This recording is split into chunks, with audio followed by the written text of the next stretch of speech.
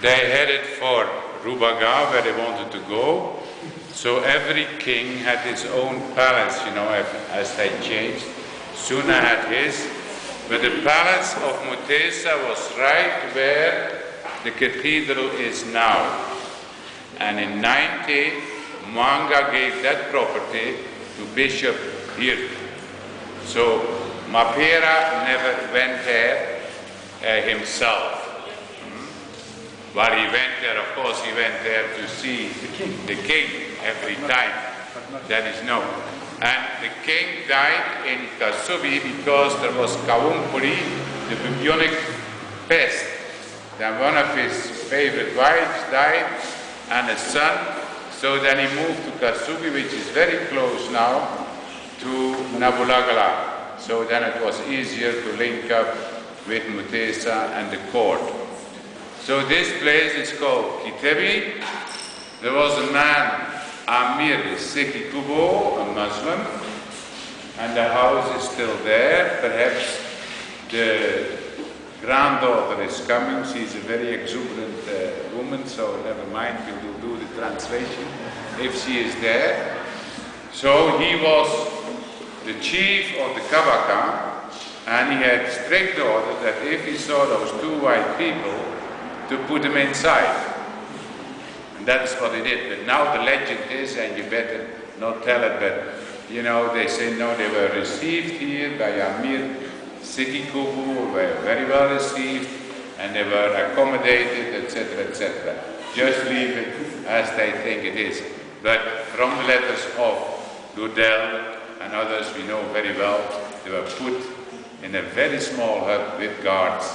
And they were only left out once on the 23rd of February to go to see the king and his people, and there they had this brush with Makai. So is she there? She is not. Okay. So that tree is of the time of Ludel, they say again. True or not true, doesn't matter. But what is true, that's where Amir Sikikubo lived. The good thing that came out of it, Sikikubo, and especially his son, Musa Kakwa, was of the same clan as the late cardinal, both of the Mamba, the Lungfish clan. Say they became very good friends. Then this Musa Kakwa gave this plot to the cardinal, so the cardinal built this memorial chapel, church, outstation in honor of Mapera and Amans, and also to remember the difficult time they passed, they had to spend here. But also he had in mind this interreligious dialogue, which really, if you would meet those people, if you would have been here in Kitebi, it was very, very evident, they really appreciate, very proud of the fact that they received the first missionaries in this country, and the relation stayed with the clan. There are some very important people in their clan, in their family. They were all introduced when we had the celebration here just 10 days ago. So, in one way, we are happy that Ursula is not here, because when she starts talking, she never stops. But she is a very amusing, very entertaining woman. And you can have a lot of fun if you have time, and you can have a lot of fun with her. So she has still the chair on which Ludel said to praise Brigadier. And also the stick he used. They're all there. I don't know whether the house is open, whether we are allowed to see those things. That is also, of course, legend. But what is not legend anymore, what's very important, that there is a real link in the interreligious dialogue. We had very nice input by Abdou Katende from the university. He's a French professor. And, the Muslims were there in full force. So, Akwa Gowa, that's what the Baganda say, the one who gives you give back something.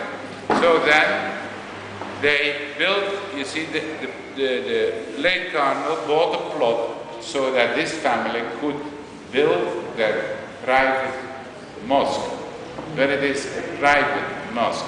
Now this mosque was taken over by more fundamentalistic people, and that the relation is not good, because Ursula and the clan said, this was given to us as our private mosque, we don't refuse anybody to come and pray here, but we stand fully behind interreligious dialogue, which the imam who is there, well, you will hear the story from Richard much better than from me.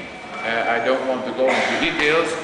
And a very painful coincidence happened on the day we were here praying.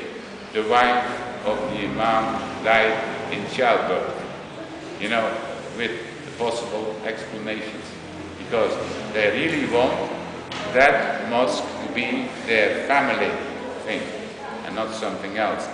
And that day was, I found one of the best days we have yet celebrated, with so much joy and so much. Okay, the Anglicans were not there in full force, but there was a good delegation, and then we gave that bouquet of flowers of different colors, to express